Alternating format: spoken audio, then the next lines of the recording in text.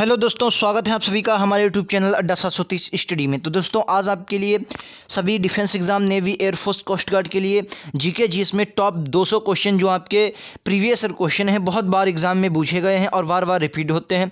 हाल ही में आपके exam navy और एयरफोर्स के हैं, इसके लिए हमने ये क्वेश्चन बहुत इंपॉर्टेंट लगे तभी हमने आपको शेयर करना चाहा। बहुत इंपॉर्टेंट क्वेश्चन है, इसका पार्ट 2 आज हल करेंगे। पार्ट 1 आपको मिल गया होगा, आपने देखा होगा, नहीं देखा है तो लिंक डिस्क्रिप्शन में मिल जाएगा, वहाँ से देख सकते हैं। फोर्स बेच में आपको सभी प्रकार के क्लासेस व प्रैक्टिस सेट, चाहे आप मैथ, रीजनिंग, फिजिक्स और जीके जिस कोई भी हो गया, सभी इसी चैनल अड्डा 730 स्टडी पर उपलब्ध हैं। तो अगर चैनल सब्सक्राइब नहीं किया तो सब्सक्राइब कर लें और बेल आइकन दबा लें, जिससे नोटिफिकेशन आपको मिलती रहेगी। चलिए दोस्तों, शुरुआत करते हैं अपने प्रश्नों की ओर। तो दोस्तों, अगर आप हमारे चैनल पर नए हैं तो चैनल को सब्सक्राइब कर लें, और अगर पिछले वीडियोस नहीं देखें तो लिंक डिस्क्रिप्शन में दे दिया जाएगा, वहां से देख लें। बहुत इंपॉर्टेंट वो भी वीडियो आपके एग्जाम के लिए होने वाले हैं, उनमें भी आपको अच्छे से सभी क्वेश्चन मिलेंगे जो आपके एग्जाम के लिए बहुत महत्वपूर्ण है। तो चलिए, आज का 16वां क्वेश्चन, 15 क्वेश्चन हमने पिछले वीडियो में हल किए थे, आज लगभग 20 से 22 क्वेश्चन हैं जो बहुत इंपॉर्टेंट है। तो 16वें क्वेश्चन का राइट आंसर आपको देना है कि ब्रह्मपुत्र नदी तिब्बत में किस नाम से जानी जाती है। तिब्बत में ब्रह्मपुत्र नदी को कौन सा नाम से जाना जाता है। देखिए, इस अगर नदी की बात करें तो ये नदी तिब्बत से निकलते हुए, अगर मैं बात करूं ब्रह्मपुत्र नदी की, तो तिब्बत में ये निकलती है। तिब्बत मान लिया ये हो गया तिब्बत, तिब्बत में यहाँ से निकली, उसके बाद यहाँ से चलते हुए ये आती है अरुणाचल प्रदेश में, अरुणाचल प्रदेश से होते हुए ये आपका कहाँ आती है, असम, असम से फिर बांग्लादेश, और बांग्लादेश से ये आपकी उनसे गंगा में मिल जाती है। तो अगर अरुणाचल प्रदेश में ये होती है, फिर असम में ही इसको क्या कहा जाता है, ब्रह्मपुत्र कहा जाता है। क्या कहा जाता है, ब्रह्मपुत्र कहा जाता है असम में, ठीक है। और अगर बांग्लादेश की बात करें, मान लिया ये बांग्लादेश है, बांग्लादेश में से क्या कहा जाता है, जमुना कहा जाता है। बांग्लादेश में जमुना किसे कहा जाता है, ब्रह्मपुत्र नदी की बात कर रहा है। अगर अरुणाचल प्रदेश की बात करेंगे, कहाँ अरुणाचल प्रदेश में, तो इसे क्या कहा जाता है, दुईहांग कहा जाता है। आपको याद रखना, क्या दुईहांग कहा जाता है। तो लगभग आपके इतने 3-4 क्वेश्चन कंप्लीट हुए। ब्रह्मपुत्र नदी कहाँ से निकलती है, तिब्बत से निकलती है, ठीक है। तिब्बत में इसे क्या कहते हैं, सांगपो कहते हैं। अरुणाचल प्रदेश में से दुईहांग कहते हैं, और असम में से ब्रह्मपुत्र नाम दिया गया है, और बांग्लादेश में जमुना कहा जाता है। कन्फर्म है। तो इसका राइट आंसर क्या हो जाएगा, ऑप्शन नंबर डी, यानी कि सांगपो नदी कहते हैं। सांगपो नदी असम में जो है ये निकलती। क्लियर है, कन्फर्म है। चलिए, ऑप्शन नंबर डी इसका करेक्ट आंसर। लीजिए अगला क्वेश्चन, कह रहा भारत की ताजे पानी की सबसे बड़ी झील कौन सी है। ताजे पानी की सबसे बड़ी झील कौन सी है, बात कर रहा है ताजे पानी की, तो बताना है, ठीक है। सबसे बड़ी झील कौन सी है ताजे पानी की, बताइए। राइट आंसर क्या होगा, राइट आंसर होगा ऑप्शन नंबर बी, कालेक झील। कालेक झील जो है ये सबसे बड़ी झील है काले पानी, ताजे पानी की, ताजे पानी की, ठीक है। चलिए, नेक्स्ट क्वेश्चन ये रहा आपका, निम्नलिखित में से कौन सी नदी अरब सागर में गिरती है। अरब सागर में गिरती है, मैंने आपको क्या बताया था पिछले भी वीडियो में, ये रहा आपका प्रायद्वीपीय भारत। तो इधर इस तरफ क्या आता है, ये वे ऑफ बंगाल, यानी बंगाल की खाड़ी है, बंगाल की खाड़ी है आपकी है। इधर क्या है आपका, अरब सागर है, अरब सागर है, ठीक है। जो नदी भ्रंश घाटी में बहेगी या रिफ्ट घाटी में बहेगी वो अरब सागर में गिरती है। अधिकांश नदियाँ क्या आती हैं आपके, कहाँ गिरती हैं, बंगाल की खाड़ी में गिरती हैं। लेकिन कुछ नदियाँ अपवादा स्वरूप, जैसे आपकी क्या हो गई, नर्मदा हो गया, समानता, साबरमती, नर्मदा, ताप्ती, ये नदियाँ कुछ हैं, ये कहाँ गिरती हैं, ये आपकी, और जैसे माही हो गया, ये नदियाँ अरब सागर में गिरती हैं। फिलहाल इसमें इसका राइट आंसर होगा ऑप्शन नंबर सी, माही नदी आपकी कहाँ गिरती है, अरब सागर में गिरती है। समानता आपको याद रखना है। चलिए, नेक्स्ट क्वेश्चन ये रहा आपका अगला, कह रहा भारत में कौन सी पर्वतमाला सबसे ज़्यादा दक्षिणी क्षेत्र की है।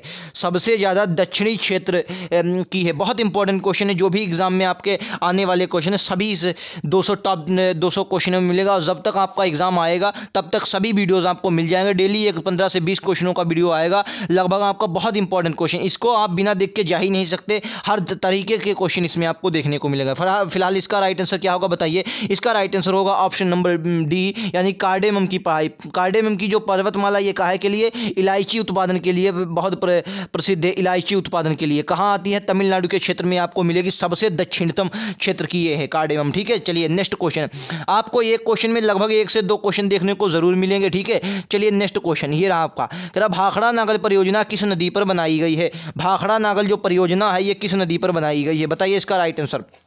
भाखड़ा नागल परियोजना किस नदी पर बनाई गई है। 4 ऑप्शन आपको दिख रहे हैं, राइट आंसर बताना है। तो इसका right answer option number D हो जाएगा, यानी सतलज नदी पर ये बनाई गई। सतलज नदी पर, यहीं के थोड़ा आगे जब जाएंगे, जहाँ पर ब्यास और सतलज आपस में मिलती हैं, यहीं पर आपका हरीके बांध परियोजना बनाई गई, जहाँ से गांधी नहर निकाली गई है, आपको याद रखना है, ठीक है। कोसी नदी से बंगाल का शोक कहा जाता है, सॉरी बिहार का शोक कहा जाता है कोसी नदी को। पंचनद में झेलम, ब्यास, रावी, सतलज, चिनाब, ये पंचनद की नदियाँ हैं, ठीक है, आपको याद याद रखना है। 2-3 क्वेश्चन है, एक क्वेश्चन से आपके 2-3 क्वेश्चन तैयार होंगे, इस बात की मेरी गारंटी। चलिए नेक्स्ट क्वेश्चन कह रहा है निम्नलिखित में से सबसे अधिक समृद्ध मिट्टी कौन सी है?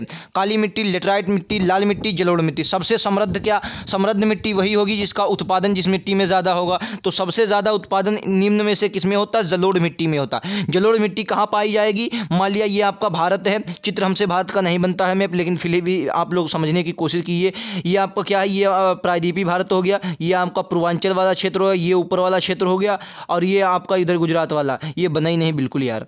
तो ये वाला मतलब ये जो होता है ये मतलब यूपी वाला जितना भी क्षेत्र है यार, कहने का मतलब यूपी वाले क्षेत्र में, यूपी हो गया, इधर थोड़ा बिहार वाला क्षेत्र ऊपर वाला, और उधर उत्तराखंड का कुछ क्षेत्र, यहाँ कहाँ क्या आपकी जलोढ़ मिट्टी देखने को मिलती है। क्लियर है? चलिए नेक्स्ट क्वेश्चन क्या, किस प्रकार की मिट्टी अधिकतम पानी रोके रखती है? किस प्रकार की मिट्टियों से आपको एक क्वेश्चन देखने को जरूर मिलेगा, चाहे आप नेवी MR दें, चाहे नेवी SSR दें, चाहे नेवी A दें, चाहे एयरफोर्स रागा दें और वाई ग्रुप वाला रागा दें, चाहे आप एयरफोर्स कोस्ट गार्ड का कोई भी एग्जाम दें, फेज 1 दें, फेज 2 दें, लेकिन जिसमें भी GS आएगी मिट्टी से 1 या 2 क्वेश्चन आपके एग्जाम में जरूर पूछे जाएंगे। ठीक है, फिलहाल इसका राइट आंसर किस प्रकार की मिट्टी अधिकतम पानी रोके रहती? बहुत बार ये क्वेश्चन पूछा गया है आपके एग्जाम में, और इसका राइट आंसर हो जाएगा ऑप्शन नंबर C, मटियार मिट्टी। मटियार मिट्टी कुछ हिसाब से जलोढ़ मिट्टी को ही मटियार मिट्टी लगभग कहते हैं, क्योंकि मटियार मिट्टी भी इसी क्षेत्र में ज़्यादा पाई जाती है। ठीक है, चलिए नेक्स्ट क्वेश्चन ये रहा, आपकी स्क्रीन पर उड़ाइए, इसका राइट आंसर बताना है। कह रहा है प्रायद्वीपीय भारत की कौन सी नदी पूर्व की ओर बहती है? पूर्व की ओर मतलब क्या होता है?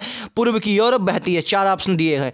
पूर्व मतलब इस तरफ, पूर्व मतलब बंगाल की खाड़ी में। मैंने अभी आपको बताया नर्मदा और ताप्ती कहाँ गिरती हैं? अरब सागर में गिरती हैं, यानी पश्चिम की ओर बहती हैं। तो महानदी एक ऐसी नदी है जो आपकी कहाँ बहेगी? समानता महानदी किधर बहेगी? तो इसका right answer option number B हो जाएगा। महानदी आपकी बंगाल की खाड़ी में गिरने वाली नदी है। क्लियर है? कन्फर्म है? चलिए नेक्स्ट क्वेश्चन। चलिए ये रहा आपका अगला क्वेश्चन, क्या निम्नलिखित में से कौन सा पर्वत सर्वाधिक प्राचीन पर्वत है? नीलगिरी, हिमालय, अरावली, सतपुड़ा। तो इसका राइट आंसर क्या होगा? सबसे प्राचीन अगर पर्वत की बात करेगा भारत की हो तो सबसे प्राचीन बात करेगा भारत में सबसे प्राचीन अरावली पर्वत श्रेणी, ये विश्व में भी प्राचीनतम है। अरावली पर्वत श्रेणी है, ये सबसे प्राचीनतम श्रेणी या आपकी राजस्थान वाले क्षेत्र में आपको देखने को मिलेगी। ठीक है, सबसे प्राचीन श्रेणी है।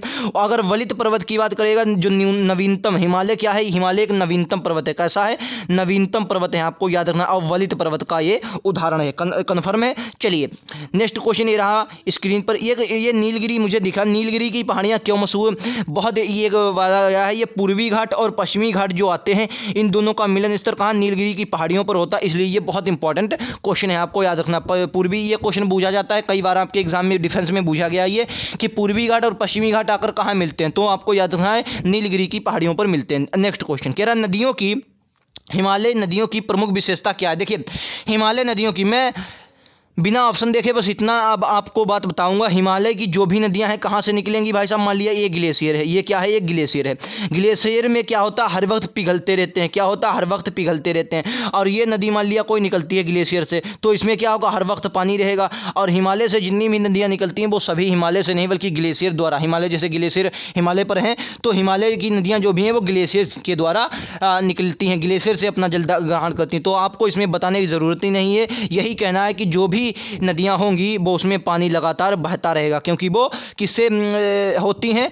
और क्योंकि वो ग्लेशियर से। और कहता है उनमें अधिकांश वर्षा का पानी होता है। ये कहाँ पर देखने को मिलेगा? ये आपकी प्रायद्वीपीय नदियां होती हैं। कैसी? प्रायद्वीपीय नदियां होती हैं, क्योंकि प्रायद्वीपीय नदियां जो भी हैं ये वर्षा पर आधारित होती हैं। जब भी वर्षा होगी इनमें पानी भरा रहता है। ठीक है, चलिए नेक्स्ट क्वेश्चन ये रहा आपकी स्क्रीन पर, कह रहा निम्नलिखित में से सबसे, छाप लो भाई साहब, क्या है? ये क्वेश्चन जरूर पूछा जाएगा। नेवी वाले तो इसको रट लें, क्या कर लें? नेवी वाले और कोस्ट गार्ड वाले इसको रट के जाना है। सबसे बड़ा बंदरगाह कौन है? ठीक है, बंदरगाह से एक क्वेश्चन, मैं इस वाले क्वेश्चन की बात नहीं कर रहा हूं, बंदरगाह का कोई भी क्वेश्चन आएगा आप उसे रट लो बिल्कुल। ठीक है, लगभग 10-20 क्वेश्चन हमने करवाए हैं, बंदरगाह का वीडियो आपको मिलेगा, उसको देख लीजिए, और बहुत अच्छे लेवल के क्वेश्चन उसमें करवाए हमने।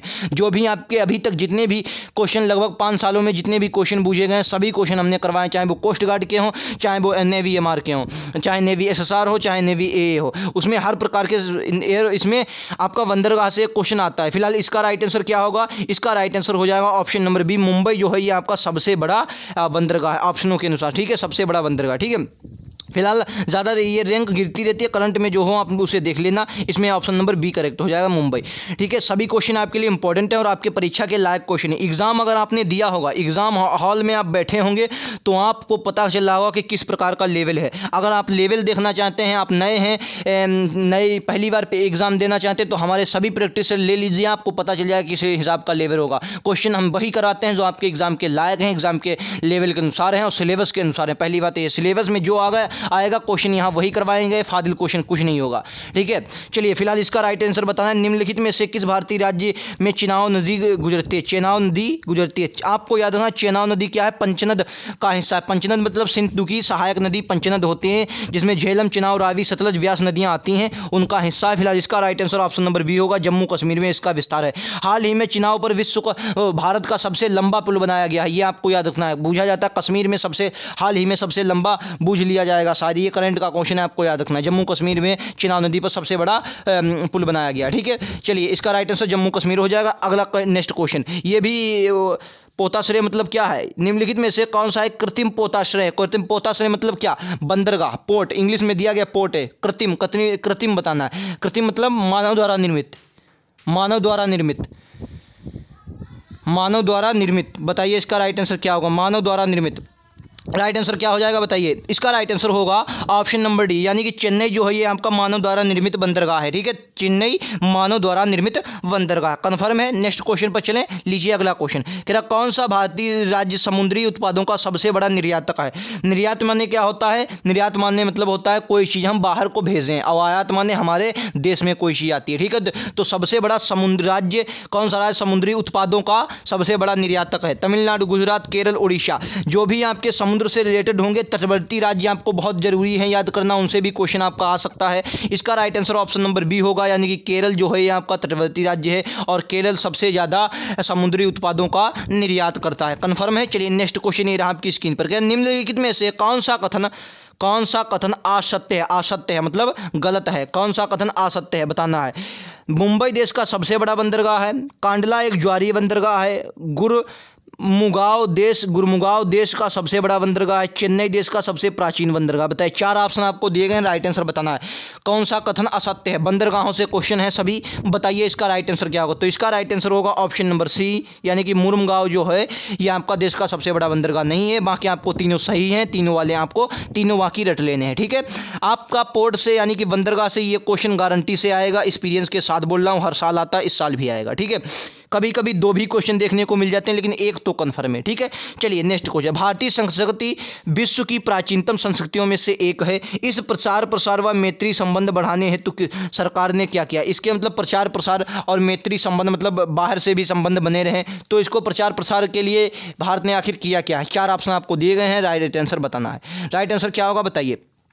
ये क्वेश्चन कई बार आपके एग्जाम में ये क्वेश्चन क्या लॉजिकल क्वेश्चन है, तो ये बूझ दिया जाता है। ठीक है, तो 31 का right answer option number D होगा, यानी कि संस्कृति विभाग की स्थापना की है। कई संस्कृति विभागों की इसने स्थापना की। फिलहाल नेक्स्ट क्वेश्चन ये रहा स्क्रीन पर। चलिए ये रहा आपका अगला क्वेश्चन। कह रहा वर्ष 1950 में गठित सांस्कृतिक संबंधों की भारतीय परिषद का मुख्यालय नई दिल्ली में स्थित है। इसके क्षेत्रीय कार्यालय स्थित हैं। इसके क्षेत्रीय कार्यालय कहाँ स्थित किए गए हैं? मतलब ये कला और संस्कृति आपके सिलेबस का एक अभिन्न अंग है। बहुत इंपॉर्टेंट क्वेश्चन है, एक या दो क्वेश्चन आपके एग्जाम में पूछे जाते हैं। सांस्कृतिक संबंधों का भारतीय परिषद का मुख्यालय नई दिल्ली में है, एक क्वेश्चन यहीं से तैयार हुआ। गठित कब हुआ? 1950 में, दूसरा क्वेश्चन तैयार हुआ। लेकिन इसके क्षेत्रीय कार्यालय कहाँ, ये आपसे पूछा गया है, बताइए। तो 32 का राइट आंसर क्या होगा? 32 का राइट आंसर होगा ऑप्शन नंबर डी, यानी कि उपरोक्त सभी कहने का मतलब मुंबई में भी है, कोलकाता में भी है, चेन्नई में है। कन्फर्म है। नेक्स्ट क्वेश्चन ये रहा आपकी। सभी क्वेश्चन आपके लिए इंपॉर्टेंट है। वीडियो पसंद आए तो लाइक से सब्सक्राइब करना ना भूलें, और अगर आप वीडियो ऐसे और पाना चाहते हैं तो चैनल को सब्सक्राइब कर लें और बेल आइकन प्रेस कर लें, ऑन कर लें, जिससे नोटिफिकेशन आपको मिल जाएगा। क्या सांस्कृतिक संबंधों का भारतीय परिषद के सांस्कृतिक केंद्र विशेष में स्थान है, स्थित है? ये देखिए अब कला और संस्कृति का क्वेश्चन है। कह रहा जो सांस्कृतिक संबंधों की जो बात की गई है, तो भारतीय परिषद के सांस्कृतिक केंद्र विदेश में कहाँ स्थापित किए गए? कहाँ आपका सांस्कृतिक केंद्र विदेश में है? गुआना में, फिजी में, सैन फ्रांसिस्को में, इन सभी में। बताइए राइट आंसर क्या होगा?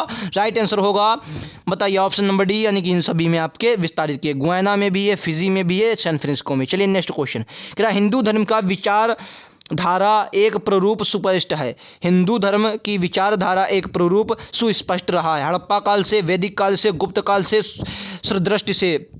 सरदृष्टि के प्रारंभ से। तो बताइए इसका राइट आंसर क्या होगा। देखिए इसका राइट आंसर क्या होगा।